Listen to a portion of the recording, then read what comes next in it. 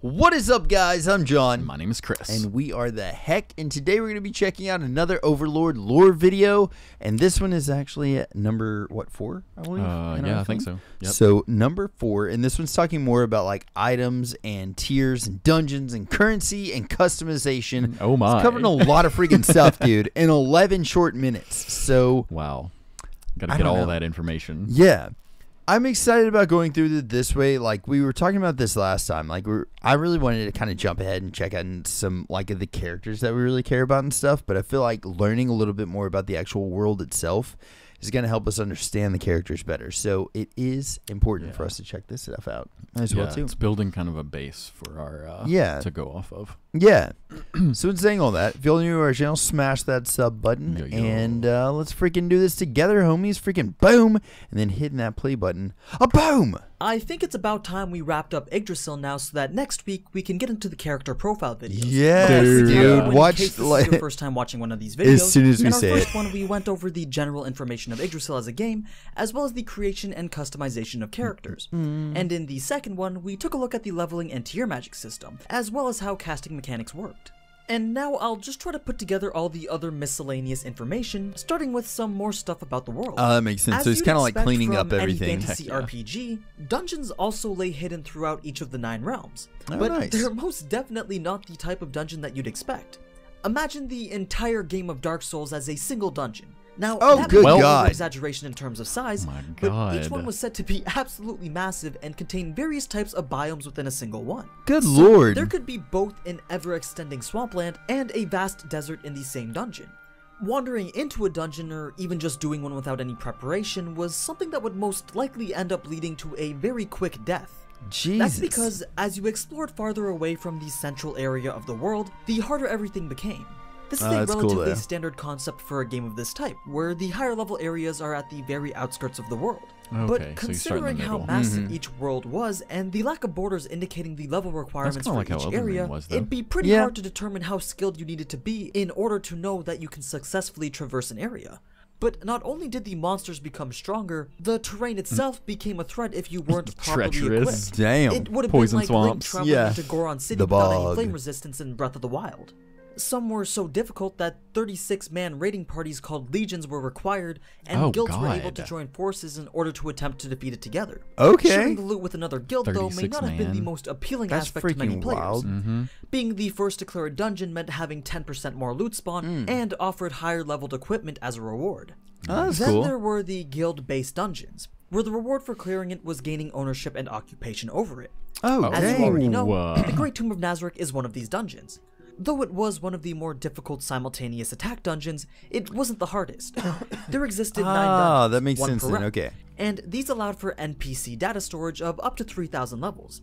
You see, guild bases were dungeons that had levels embedded into it. The number of levels dictated the maximum combined level of custom NPCs that you could have to defend your base. This all makes so much sense the harder the dungeon was, the more levels of NPC data storage it would have. Of course, you could upgrade the amount of levels that your base had by paying for it, like they did with the Great Tomb of Nazarick, but to find one with 3,000 levels already was limited to 1 per realm. You also weren't able to claim multiple dungeons at once and divide your bases up either. If you came across a guild-based dungeon with a higher level that you wanted, you would first have to leave the other one. One more component to guild bases was the maintenance costs. Everything from the creation of NPCs to the base's defenses required serious financing. If you ever wanted to hinder a guild financially, then attempting to raid their base would be your best bet, since immediately re-establishing traps, repairing damages, and reviving NPCs all cost gold. You were allotted a certain sum of damage that could be repaired for free every day, but that would take a significant amount of time to bring everything back to its original state. So the fastest way to just fix everything was to just pay for it.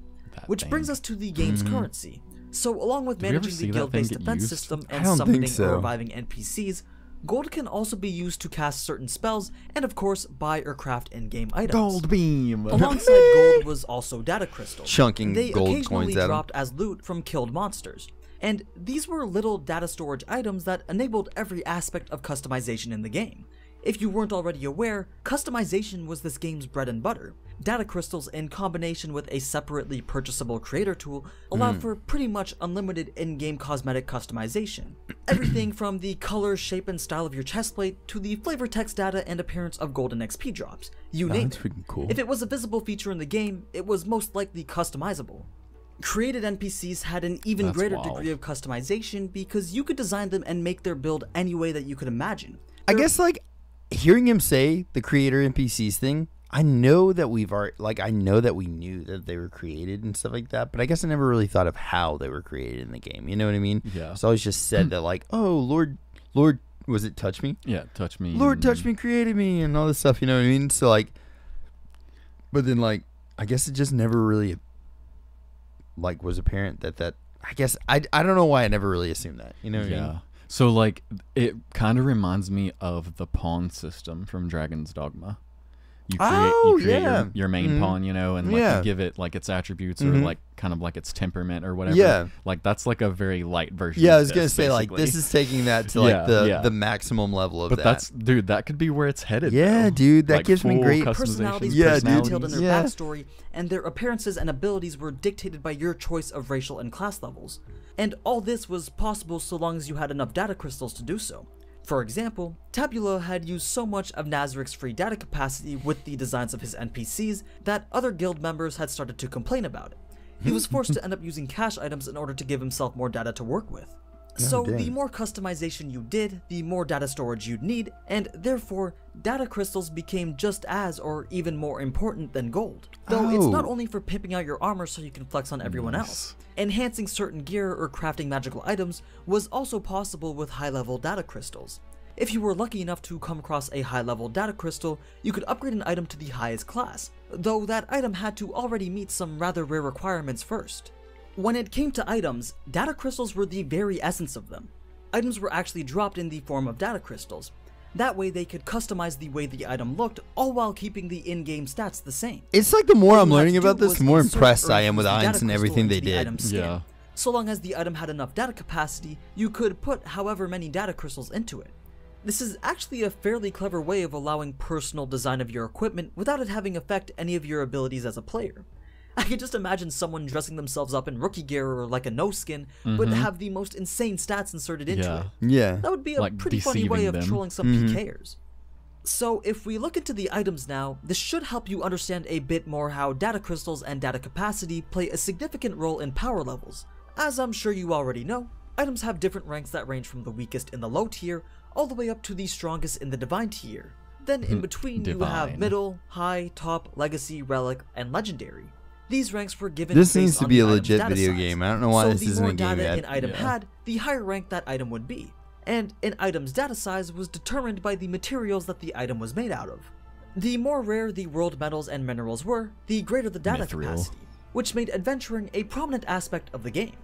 If you wanted that diamond sword, well, you better start strip mining because you'd have to channel your inner Minecraft and find those rare resources. But once you had those resources, you could create a large data capacity item and stack a fair number of data crystals into it, hopefully bringing it up into that divine class tier. Though the rare metals and high level data crystals were so far and few between that it was an achievement to even have a single divine class item. Unless of course you had the money to spend on trying to roll for one through the game's gacha system.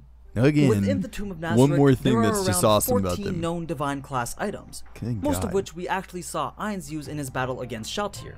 This includes Amaterasu and Tsukiyomi, formerly used by Nishiki, Female Sensei's Iron Fist of Wrath from Tamaiko, Hoyi's bow from Peroroncino, the giant meat cleaver called Suck the Blood and Eat the Flesh, and Takemakazuchi's Takemakazuchi Mark 8. Whoa. God, The Guardians so also badass. have their own, including Albedo's Hermes Trismegistus armor, Shaltir's Spewit Lance, Mari's Shadow of Yggdrasil, and Kokutis's God-slaying Emperor Blade. God, that Then is there's such a other cool items blade. like the Ring of Ainz Urugon, and the gacha item Shooting Star. Exceeding the divine category though are the exclusive guild weapons and world or world champion items. I just gotta say again how impressed I am with all of his research, man. He's not only researched all this stuff really thoroughly, but he's got like, it's so well organized, man. Then the more the videos we go into with this, the more I'm like, it's so well done. Yeah. AniNews, like even giving us the characters whose weapons those were from and stuff. Like that's crazy. God, I love it's it. so good, dude. Guild weapons are the singular representation of the existence of your guild. This was the item that needed to be crafted with the most care because it was allowed to have a significant amount of data storage attached to it, far surpassing that of the Divine class and approaching that of the World class. But once again, that's cool. The data capacity of this weapon was determined by the crafting resources used and the skill of the crafter. Even if this weapon was poorly designed and crafted, it would still have significant power over the Divine class items. The thing about the guild weapon though is that if this weapon was destroyed or broken by any means, it would signify the end of your guild.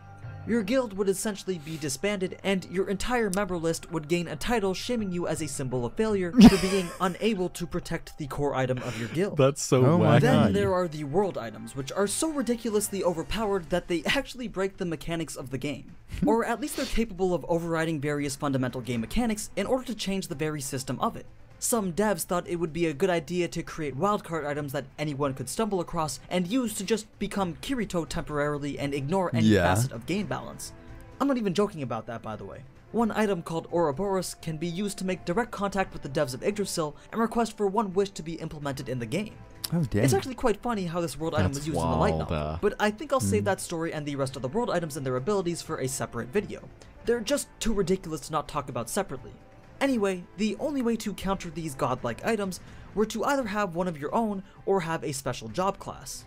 But with regards to how they fit into the game, before the world tree had been attacked by a monster and left with only 9 leaves to represent each of the 9 realms, there once were many leaves that covered it.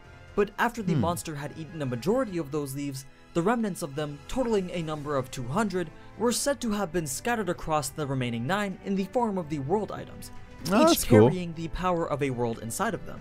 World champion items, on the other hand, were very similar in power to guild weapons. Or something? Only 9 existed in should be like Yggdrasil, 191 one or of which whatever, was since there was Touchman's 9 armor. leaves left. They were given as gifts directly from the admins to the winners of a martial tournament.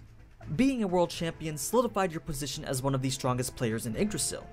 It gave you the ability to walk around with a piece of equipment that completely outclasses everything other than world items. And it was also exclusive to you unless a spell like Perfect Warrior was cast to enable temporary use by somebody else. That is freaking wild, now man. the final topic for this video is going to be on monsters and boss fights. Yeah. Just like in any game, there was an aggro system built in that allowed monsters to focus on certain targets. In Yggdrasil, it was a numeric value described as hate that increases with the amount of damage you did, how much healing you were doing, what types of spell you were casting, and so on and so forth. If you were to get hit by a monster, your hate would decrease and aggro could then switch to the person with higher hate than you. Apparently, the hate value was displayed during combat, so it made it easier for players to manage the aggro. Bosses, on the other hand, came in different levels. Dungeon and raid bosses weren't impossible challenges. They were difficult, but very much beatable with a solid strategy. World enemies, on the other hand, were hidden bosses with powers on a level that could be compared to the world items. Defeating them was certainly no easy task, since their abilities could nullify resistances, and their strength rivaled legion-sized groups. Is there any, do you remember a world boss type thing, like a hidden boss in a video game that just absolutely destroy you? Oh, is there like one that sticks out to you? I don't know. That's a really good question. One that sticks out to me, dude, is like did you ever play Super Mario RPG? Yes. I can't remember what the bad guy's name is. It's like starts with a G. But there was a secret boss in there, and I found out about him. This is like back in the day when I was a kid, like a young kid. But I found out about him in a Nintendo magazine. I think wasn't it like a Final Fantasy boss or something that they hid in there? Okay. And it beat the piss out of me, like the real true final boss or whatever. Yeah. For weeks, man. And it's weird because it was like late game, but it wasn't in game that this boss shows up. So it's like he just schooled me forever, and I finally ended up beating him. Dude, overcame the challenge. As a kid, dude, I remember when I beat that dude. As a kid, I was like almost in tears. I was so stoked, and I was over at my cousin's house, and we just celebrated. I think we just freaking, I don't know, got some yoo-hoos, and we were just like, heck yeah! Ah! I don't know, the coolest cousin. I feel like, so one of the things that came up, I guess, more in recent years that got me was, it was one of the first like hidden missions, or hidden exotic missions that Destiny 2 dropped. Oh, nice. I don't think they actually told anybody they were doing it. Oh, dang. And so people were you were just finding it in the world, like if it happened to you after some random event. And it happened to me, and I didn't know what was going on. Oh, dang. I thought I'd discovered something new, which I had, because I didn't know yet. But I discovered like the entrance to the dungeon. It's like a portal, and you go in, and then you have a time limit to beat this specific little dungeon. And that's cool. It was crazy. It's almost like on Diablo 4, like the freaking butcher that would come out and stuff like that. Yeah. Meat. Yeah. And then you just get you. So I just discovered it, and I had a time limit, and I didn't know how to get back to it because I failed because I didn't make it in the time limit. And I didn't know how to get back, and then later people started talking about how you do it. Yeah. But like when it first happened, I was like, "What is going on?" Yeah. It was wild. I love the days that like you didn't know. You know what I mean? Yeah. And it seems like this in Overlord, it would almost be similar because they said that like they kept things close to their chest, like they wouldn't tell you about stuff. Yeah. So it seems like this was like kind of reverting back to those days where like there was no internet. You know what I mean? They're just like, you might as well not have had it because we're not going to tell you shit. Yeah. Not like that. Find it Some yourself. were even referred to as level-breaking bosses. These were monsters that had names like the Lords of the Seven Deadly Sins or the Five Rainbow Buddhas, and they were strong enough to even make the members of Nazarick hesitate when deciding whether to fight or not. Do you guys know of any world bosses like that? Well worth it. It was thought that beating the Lords of the Seven Deadly Sins would drop a world-class item, but being able to beat it, well, that's a whole nother issue. Good lord. Okay, and I guess that brings us to the end of Yggdrasil Part 3. Next week or so, we shall move on to some character profiles, so be sure to go vote in the community poll for which character you'd like to learn more about. Well, let's look down here really quick and see who we actually have coming up. So we have, by the way, I'm going to hit that freaking like button on this one. So we're on freaking 4 right now. Then we've got World Class Items Explained. OP World Class Items Explained. So they're going to do another one of those. Yeah, okay. Looks like Ariel Omega. All right. How strong is the leader of Overlord's battle maids? I'm freaking stoked, man. Yeah, I want to know more about that. We've got a lot of cool ones coming up on this, man. I cannot wait for this playlist. It's like there's a lot still in here. What is it, 30? Hold on, let me look at that again. 34. So we're only on 434. We've got 30 more left, homies. Oh, that's awesome. I know.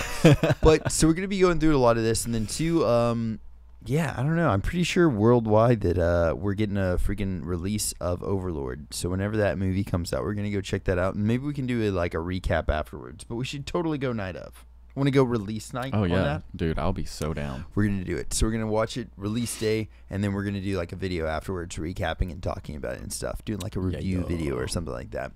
But guys, for real, thank you all very much for checking this one out. If you guys want to support our channel, there's a link to our Patreon in the description below. And it helps us out tremendously, homies. And we'll catch y'all then. Freaking toodles. Later. What?